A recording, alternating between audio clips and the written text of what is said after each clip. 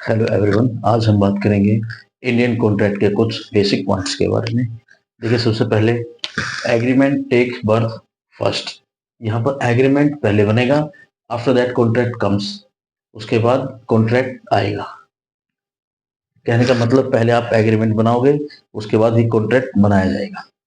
दूसरी बात, term and conditions, right and duties made by the parties themselves. यहाँ पर टर्म एंड कंडीशन की बात की गई है। Term and condition, right and duty made by the party themselves. Right and duties और टर्म एंड कंडीशन पार्टी के द्वारा खुद बनाई जाएंगी, ना कि लॉ के द्वारा क्रिएट की जाएंगी। In other substantive law, right and duties created by law. देखिए, दूसरे जो लॉ है, सब्सटेंटिव लॉ होता है जो राइट एंड लायबिलिटी की बात कर रहे हैं। उसमें जो है राइट एंड ड्यूटी लॉ के द्वारा बनाई जाएंगी। ये कहने का मतलब ऑलरेडी वो फिक्स होती हैं duties, right and duties. Fourth बात की जाए, law of contract only protect the right and duty created by party. Same चीज बात की गई है। लॉ ऑफ कॉन्ट्रैक्ट है वो प्रोटेक्ट करती है राइट एंड ड्यूटी को, जो पार्टी खुद उनको क्या करती है, बनाती है। अब हम बात करेंगे इंडियन कॉन्ट्रैक्ट के कुछ बेरेक्ट से। देखिए, यहाँ पर हम सबसे पहले बात कर रहे हैं सेक्शन 1 की बात कर रहे हैं हम। सेक्शन 1 जो है,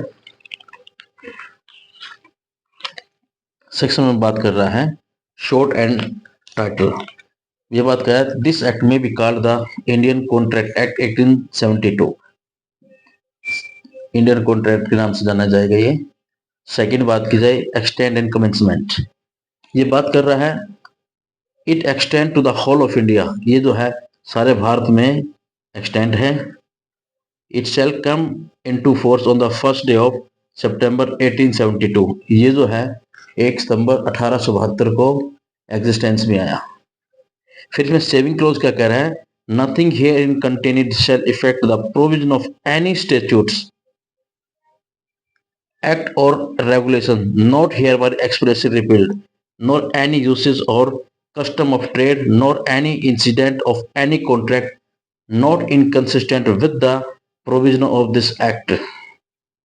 कहने का मतलब वो कोई भी जो है प्रोविजन है, लॉ के स्टेट्यूट्स हैं, रेगुलेशन हैं, एक्सप्रेसली रिपील्ड किए गए हैं। अगर रिपील्ड किए गए हैं तो वो इंडियन कॉन्ट्रैक्ट एक्ट में एप्लीकेबल नहीं होगी आगे। अगर वो रिपील नहीं किए गए हैं, वो जो के तो अगर वो इनकंसिस्टेंट है या उनसे बेमेल नहीं है, तो वो ऐसे के ऐसे अप्लाई किए जाएंगे इंडियन कॉन्ट्रैक्ट एक्ट में। नेक्स्ट की बात की जाए, इंटरप्रिटेशन क्लोजेस, जो डेफिनेशंस की बात कर रहा है। सबसे पहले डेफिनेशन यहाँ पर प्रपोजल की बात कर रहा है। प्रपोजल के बारे में बताया गया है, when one person signifies to another his willingness to do or abstain from doing anything with a view to obtain the assent of that other to such act or abstaining is said to make proposal। देखिए, कहा गया है, जब एक आदमी transfer करता है अपनी विलिंगनेस, अपनी इच्छा को, with a view to obtain that person other assent. जब एक आदमी अपनी विलिंगनेस को ट्रांसफर करता है दूसरे आदमी के पास और ये चाहता है कि वो अपनी विलिंगनेस दे, तो इसे क्या बोला जाएगा, इसको प्रपोजल बोला जाएगा। कहने का मतलब, जब मैं ये चाहता हूँ अपनी इच्छा के साथ, मैं किसी के साथ कोई भी प्रपोजल रखता हूँ कि मुझे आपसे कोई वस्तु लेनी है, जब वो पर्सन मुझे कोई भी वस्तु दे या कोई चीज देगा, तो इसका मैं ये चाहूंगा कि मैं मेरे अकॉर्डिंग काम करे। वो जैसे वो पर्सन मुझे अपने असेंट दे रहा है, समझो क्या होगा, वो प्रपोजल हो गया। नेक्स्ट बात की जाए 2B में। 2B में बात की है प्रोमिस की। When the person to whom the proposal is made signifies assent thereto, the proposal is said to be accepted। जैसे ही उस प्रपोजल को एक्सेप्ट किया गया है, ए proposal when accepted become a promise. जैसे इस प्रपोजल को एक्सेप्ट कर लिया तो क्या बन जाएगा, वो प्रोमिस बन जाएगा। ठीक है। अब सेक्शन 2C बात कर रहा है, the person making the proposal is called the promisor. जो आदमी प्रपोजल कर रहा है उसे क्या बोला जाएगा, promisor. And the person accepting the proposal is called the promisee. और जो पर्सन उस प्रपोजल को एक्सेप्ट कर रहा है उसे बोला जाएगा प्रोमिसी।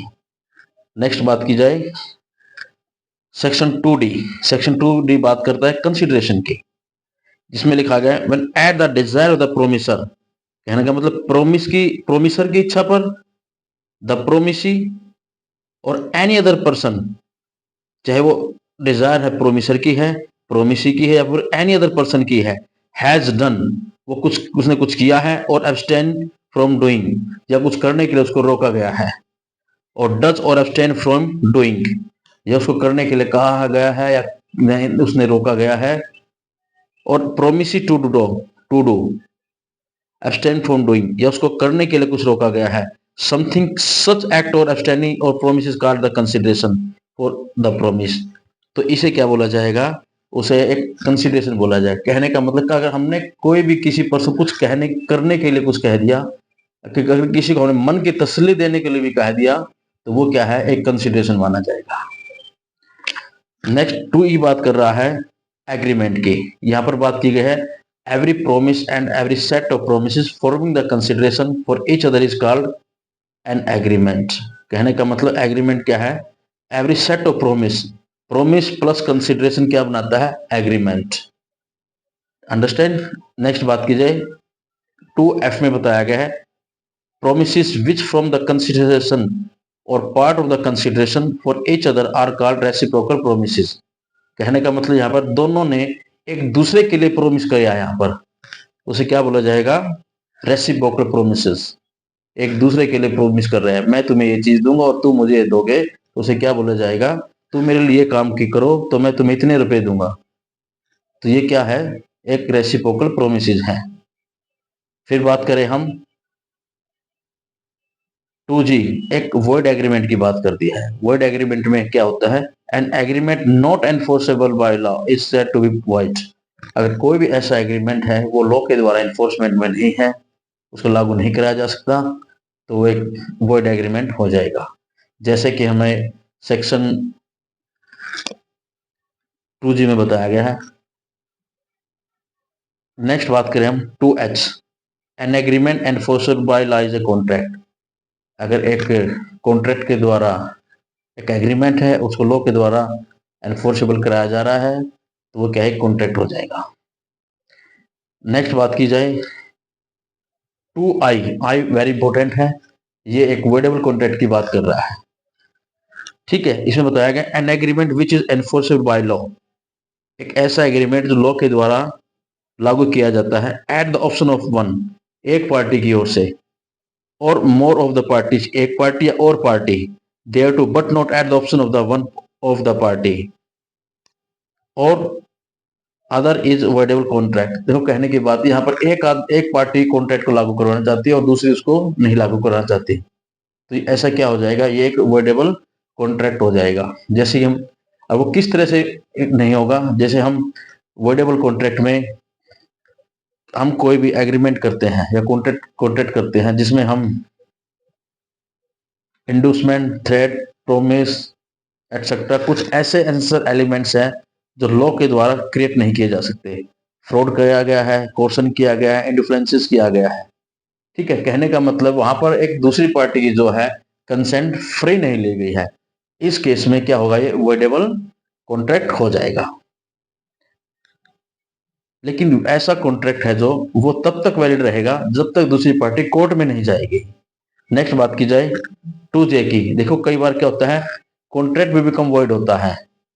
2J इसी चीज की बात कर रहा है, एक contract which cease to be enforceable by the law become void when it cease to be enforceable. एक contract cease to be enforceable by law, एक जो कॉन्ट्रैक्ट है वो सीज हो जाएगा, खत्म हो जाएगा लॉ के द्वारा, कब, बिकम वॉइड, जो वॉइड हो जाएगा। जैसे हम फ्रस्ट्रेशन कॉन्ट्रैक्ट की बात करें, स्टार्टिंग में क्या तो वैलिड होता है, लेकिन बाद में वो कॉन्ट्रैक्ट क्या हो जाता है, वॉइड हो जाता है। नेक्स्ट बात की जाए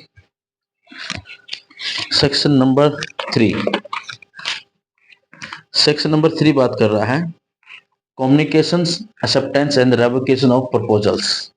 ये बात कर रहा है the communication of proposal, the acceptance of proposal and the revocation of the proposal and acceptance respectively are deemed to be made by any act or omission of the party proposing, accepting or revoking by which he is intend to communicate such proposal, acceptance or revocation or which is set effect of communicating it। इसे कहने का मतलब है which he intended to communicate such proposal। जब party communication करने की intention बनाएगी तभी से माना जाएगा। बाय एक्ट और omission of the party. Act और ओमिशन का मतलब यह है कि कब माना जाएगा, बाय एक्ट और ओमिशन। एक्ट का मतलब है जब पार्टी इसको बोलेगी, या उसका ओमिशन कोई ऐसा एक्ट हो जाता है जिससे उसकी एक रिक्वायरमेंट थी फुलफिल करने की लेकिन उसको फुलफिल नहीं किया, तो क्या हो जाएगा, वो कम्युनिकेशन, एक्सेप्टेंस और रेवोकेशन हो जाएगा। Thank you very much.